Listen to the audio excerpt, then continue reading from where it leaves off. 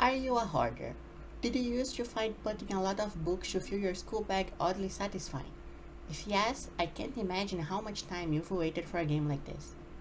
Today we'll be looking at a game called Backpack Hero, made by Jaspel and published by Different Tales and Indie Arc.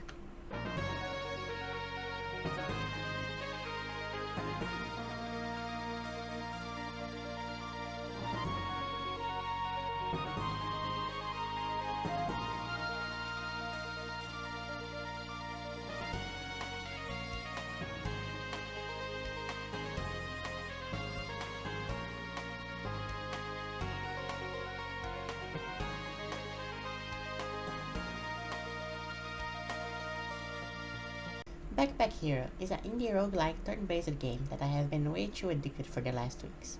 I not want to love the genre of turn-based gameplay. In fact, it sometimes turns me down as I'm more of an action girl. But Backpack Hero uses every single advantage it can to rat out the weaknesses of the genre, making you take multiple decisions per turn in fights and outside of them. The main differential of Backpack Hero is its inventory management gameplay. While that can sound boring, I guarantee it isn't. The management of your bag decides how you play the game. Many times you're faced with the decision of rearranging your entire bag to accommodate a new item or just going without it, or even swapping your build completely for a new one. The RNG aspect of the roguelike genre helps a lot in this, as most runs are different enough from each other to not be boring, while always giving you the chance to succeed in almost every run. La protagonista. The main character of the game is Purse, a little hoarder rat that always loved organizing stuff. Sadly, she could not organize the kingdom's political conflicts as a poor child, so her mom went missing inside the dungeon that the king's troops controlled while her people ratted out outside. I will give more details on this story and on other characters on the later section of this video. Las Mecânicas.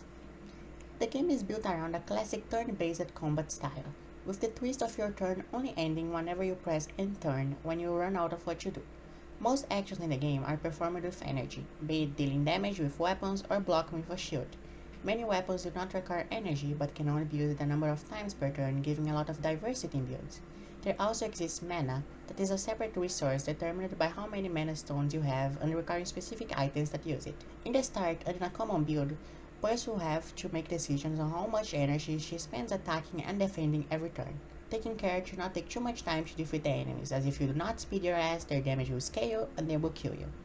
There are many mechanics and builds in the game that increase the replayability and how you play it. Many stats effects like weaknesses, poison, etc. to be aware of. In a game you are constantly dealing with multiple enemies up to a max of 4, making the priority of your strikes a very important decision. In this clip, I end with a fairly tanky build and a weakness inflicting weapon, so it reduces the damage of the enemy by the amount of weaknesses they have inflicted. I choose to neutralize this enemy that uses multiple attacks by inflicting weaknesses on them that decreases the outer attack's damage, but by doing that, I forget that there is an enemy that steals gold and runs off in the second turn, making me not have enough damage to stop him and losing my hard-earned cash. Talking about that, let's talk about the enemies. Los Inimigos. There's an incredible amount of enemies in the game, each one with their own beautiful sprite and small written lore, with also different patterns and ways to defeat. There are the slugs, who can summon friends and swarm your inventory with ghoul hazards, rats that swap between blocking and attacking, crossbowmen that will do an unhealthy amount of damage unless you're damaged them enough, and armored enemies that will scale and make you cry because you can't damage them through their spikes. Overall, each enemy will require a different approach in harder difficulties, and not paying attention can and will get your ass to the menu screen. And as a last note, the sound of hitting stuff in this game is so satisfying, like listen to this. Los Itens. The items in Backpack Hero have many groups. Big items that require management of your backpack, armor that scales with how big your backpack is, arrows that require empty spaces and a lot of dedication to scaling to heavy machine guns, cleavers that activate each other in a cascade of death, and many more. This game is definitely not hard. It allows for players to learn from their mistakes and pretty much go for the builds they want.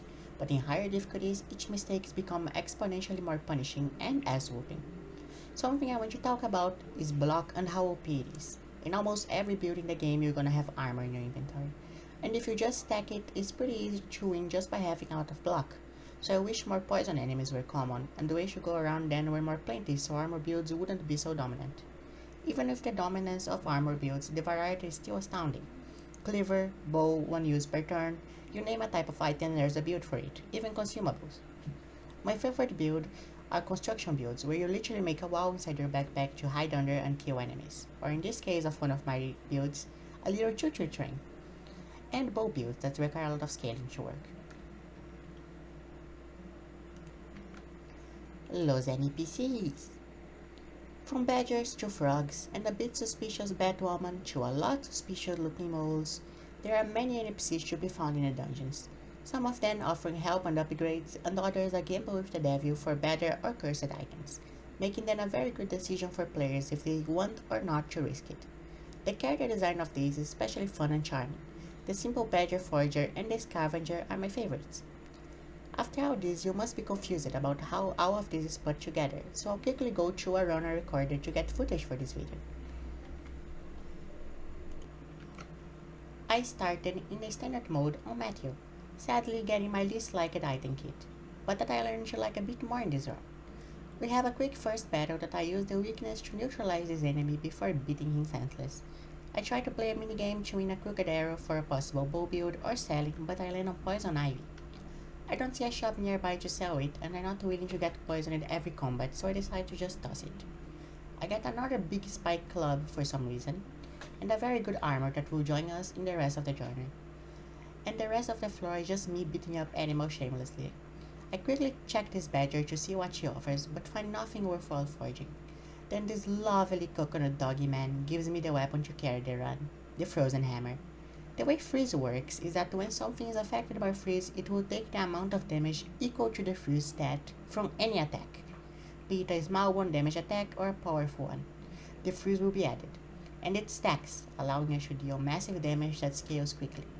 Nothing important happened in this floor anymore besides the tossing aside of our companion Big Spiky Club, us finding another shirt, and me being an idiot and misclicking the shop. Queen Bee falls pretty easily, as I have enough armor to ignore her minions while my frozen hammer makes quick work of her. Sadly, none of the relics were worth picking up. Next floor, we have the first battle where Wick is really useful, totally neutralizing this enemy very quickly. On this battle, I'm bamboozled into losing 11 gold because I did not pay attention and wanted to weaken the enemy again. Rest in peace my hard-earned cash. I do a little mistake of reforging both shirts with armor, won't really matter, but could have been bad. Next floor, I get quite full of goo in a battle, but the frozen hammer is way too strong for anything to touch me. Master Smith makes my mistake on the shirts irrelevant, if I even find energy to forge into it. Against this living shadow, you can see how strong the freeze is. Only 3 turns worth of energy attacking and I'm already doing 32 per hit. Very delicious. I get a pouch to store stuff. Yippee! I buy stuff and forget to sell the things on my pouch. Not yippee. Badger boss time. The power of 2 shirts and 4 hats cannot be underestimated. Just face tanked while freeze hammering his face. Pretty nice strategy that's about to get better. Badger drops ice cream. Ice cream is extremely synergistic with this build, as it looks to scale and ice cream makes our energy rank up 1 energy each turn. We're on stage 3, and I'm so strong I don't need to really do anything fancy. Just face tank and go.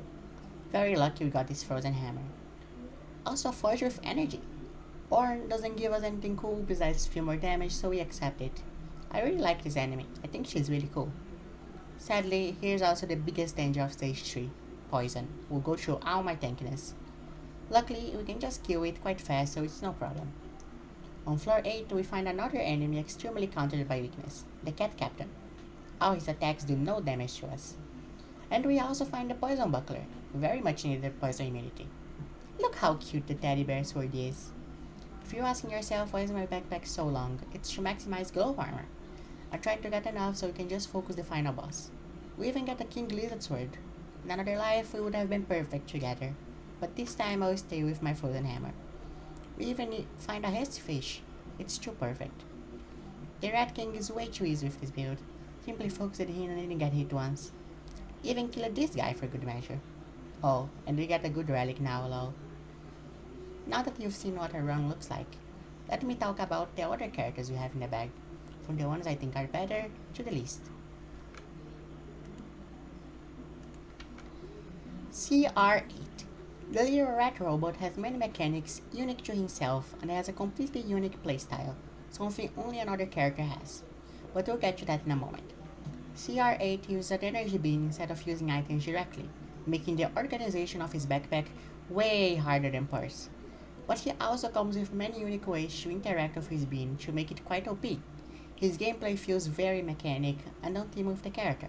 I would give this one a 8 out of 10 as a character, just really missing a more understanding way to show how to play him to players so they don't feel turned down by the complicated items. Pochetti, the stinky rat. Wait, she's a hedgehog? So cool. I really like this one. This one's my favorite, after Purse. She can have up to 3 little pets that act as your teammates. I absolutely love her pets. They are also charming and just look at him. Look at Stinky. My favorites are obviously Stinky and this one. While I do feel like Pochette's my favorite, I don't think she is as strong of a character as CR8. She has her own little pet mechanics, but she just feels like Purse with extra steps for me. But those extra steps are very good, so she's a good character. I just wish the power was more divided between her and the pet so the pets could actually shine more. 7 out of 10. Satchel, the cool duck, has a variety of mechanics in his favor. He is as solid of a character as Pochetti. I personally do not like him, as I find his ragged backpack to be very frustrating and ugly looking to manage. But there's nothing really wrong with him. He's a solid one with his charming, literally, mechanic. The many pouch buffs are a very cool way to incentivize the player into harder layouts and I really like it. Wish I liked him more. 6 out of 10. Now, Toti the Toad. I don't like this one, fellas. I really don't. Toad has her carvings the center of her gameplay, having very little actual items she can pick up besides consumables. Her drawings are drawn from RNG and she has a lot of synergy with mana stones, but I simply can't like her. The entire gameplay with every other character incentivizes you to hoard everything, every advantage you can get, to organize your backpack the best you can outside of battle is super chewing. But Toti just throws out of the window. She's extremely unfun to play to someone to just pick at her, up due to her tutorial not making justice to how detrimental picking up too many carving is.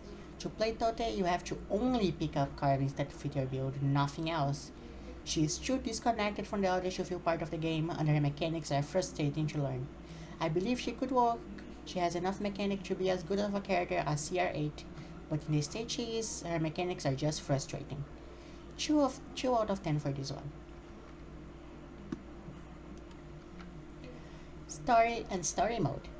Story Mode went live just some weeks ago with the game's 1.0 version. I was a bit skeptical at first, thought the repetition of going to the dungeon over and over again on low levels would get me bored, but I could never have been more wrong.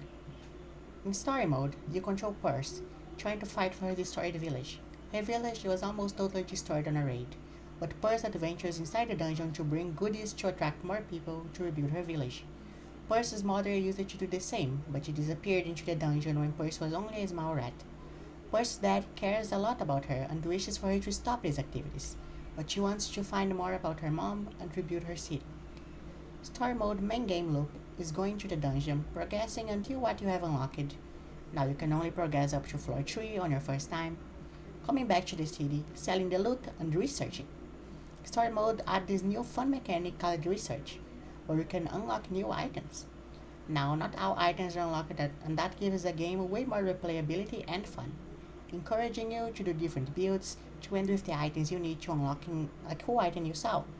It increases the game by a fuck ton and gives it a fun of diversity. I really love this feature. One thing that is bad about Story Mode is the walking between each building between runs. It's quite boring to have to walk up and down with your items to see if you can give something to research. There should probably be a sign for buildings that you have research materials on your inventory. I also think the way Purse moves on the Story Mode city map is quite annoying. We having to wait for her to move the camera. In my opinion, it would be better if the camera was unlocked of Purse like in building mode, but that's just me. Rapid Fire Lore Review. The lore of this game is incredibly cool. It uses the system of hidden lore Dark Souls games have been using for a lot of time. putting art pieces on descriptions and lore items that you have to uncover at home. It's a very fun thing to hover over an enemy and have some insight of what they are. The main plot point of Backpack Hero is that these dungeons that extend seemingly forever in a spiral shape downward exist. They hoard great treasures, curses, and forbidden knowledge beneath them. That's a perfect setting for a game and I really love it. In conclusion, Backpack Hero is an amazing game with some flaws, but overall incredible piece for puzzle slash turn-based RPG community to play with. I give it a 9 out of 10. I hope you liked this video. If you did, please comment what you liked or your opinions and I'll surely answer them. Also, salve Isa!